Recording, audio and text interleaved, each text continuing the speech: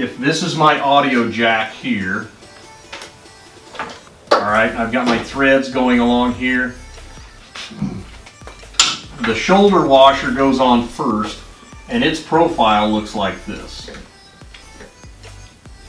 Okay, and it comes around. And so what you'll have to do if it's an old system, they didn't do this back in the day. They didn't use shielded audio wire back in the day. And now today we like to have nice quiet headsets. The threaded portion of the audio jack will have a hole exactly the size for that. And nowadays we're going to oversize that hole so that this shoulder washer will now fit in the hole of the panel like this. And this panel is aluminum, right? No. The idea is, and this barrel is actually the low on the audio.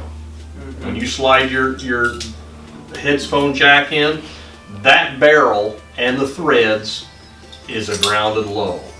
But you don't want it grounded there. So this is a phenolic washer, and you open up that hole, and then the next stack up is going to be another flat phenolic washer that goes there. Then you'll have your steel washer that comes with your jack, and then you'll have the nut. All right, that's the stack up. Some audio panel and intercom manuals only require that on the mic jack. Do it on both. Trust me, you don't want to have to go back in there. It's awesome when you fix a guy's audio because he's like, man, I've been dealing with this for years. This solves a lot of those problems. Because what's the purpose of these two, this shoulder washer and this phenolic flat washer? What's the whole idea there? Yeah.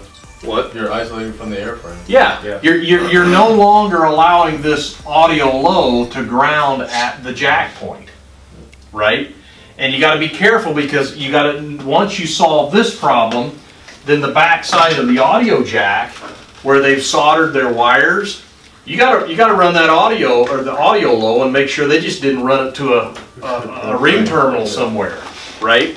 It needs to go all the way back, and a lot of times I'll get under there and I'll see unshielded wire and or multiple grounding points for the audio system. This is an easy fix. You pull the jack out, you oversize the hole, put the right stack up in, put it back in. That takes 2 minutes.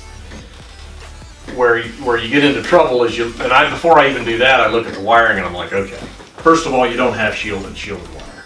All right.